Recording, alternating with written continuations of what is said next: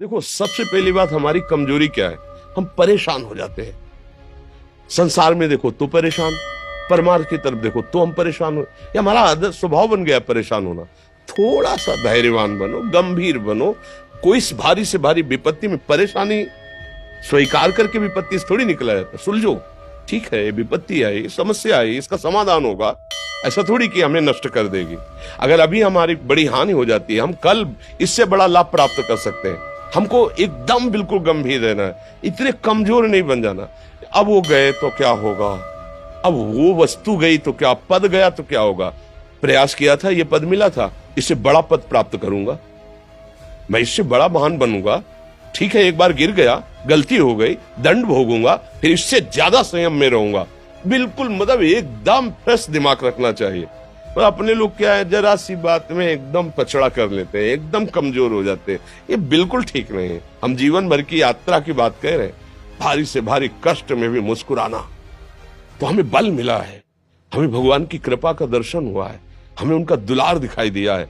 अगर ऐसे तो भाग जाते, फिर परमार्थ में थोड़ी चलना होता है। आज जो आप सुन करके लाभ लेने की चेष्टा कर रहे हो ना, ये केवल प्रवचन नहीं है, ये जीवन है।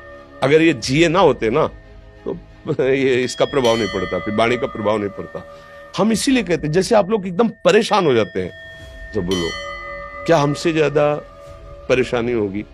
दोनों किडनी खराब, दवाई लाने के लिए पैसे नहीं, पानी रखा है हम उठ के पी नहीं सकते, भीषण शरीर में कष्ट, भीषण बुखार, क्योंकि किडनी फेल, जरा में बुखार, खाने को क्या, रोटी मांग के लाओ। अगर वहां सब्जी मिलती तो लाल मिर्च ऐसी पड़ के मिलती थी कि पा नहीं सकते थे। आप सोचो, पानी लाना है तो मुझे लाना है, पीना है तो मुझे पीना है। अगर मैं हारता तो कहां पहुंच जाता, क्या स्थिति होती? नहीं, मरना है। पर कदम पीछे, कोई दिन ऐसा नहीं जिस दिन सेवा ना की हो, जिस दिन सेवा ना गए हो।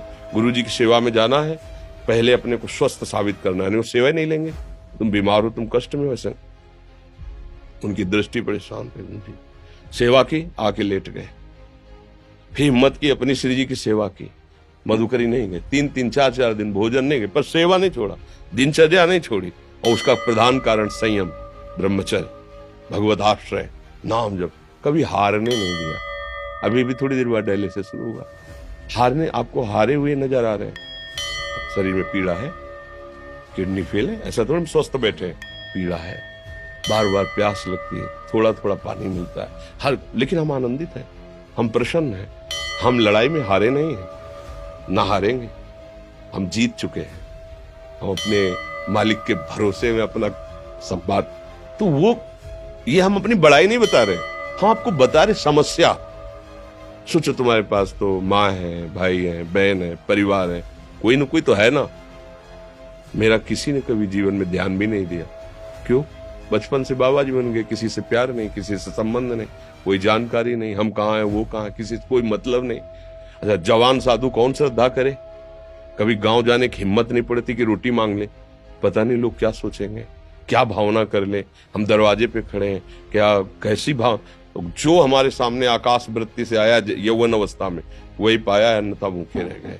जब हम हर समय अपने को विवेक के द्वारा सावधान रखे, तो हम कभी निराश नहीं हुए, कभी उदास नहीं हुए, कभी ऐसा नहीं लगा कि यार हम दुखी, कभी नहीं लगा।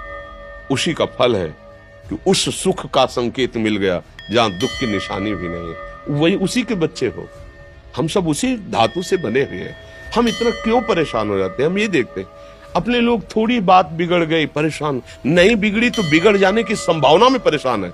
आज सुख है, लेकिन कल सुख छिन जाएगा, तो हम आज के सुख में सुखी ना होकर कल के दुख की आने की संभावना में हम भयभीत हो। मतलब क्या हमारी सोच रह गई?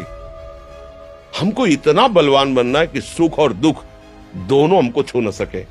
भारी से भारी सुख की व्यवस्था है तो अहंकार नहीं, हर्षित होकर किसी का अपमान न करे कि हम धनी, हम पदाधिकारी, अमुक। भारी से भारी दुख आया तो हमें किसी के सहयोग की जरूरत नहीं, हम फिर अपने कदम बढ़ाएंगे, हम फिर जुड़ी हुई अपनी भावनाओं को सजाएंगे। मस्त जीवन, एकदम तुम अविनाशी के बच्चे हो। शेर का बच्चा भेड़ों के बीच में फंसकर म्यों म्यों बोल रहा है, बस अगर दहाड़ना सीख जाए तो कोई भी उसे परास्त नहीं कर सकता। ऐसे भगवद अंश, तू प्रपंच में फंसकर अपने को इतना दीन क्यों देख रहा है, तू ऐसा है कि भगवान के दिव्यास्त्र में भी ताकत नहीं तेरे को मार सके। तू अविनाशी का अविनाशी बच्चा है, विनाशी भोगों को, विनाशी शरीर को मैं मान के इतना भयभीत, इतना दुख, ठीक नहीं। ये सबके लिए, केवल एक के लिए नहीं। आप समझो, आप लोग सोचते हैं हम गृहस्थ होकर भला ऐसी स्थिति कैसे।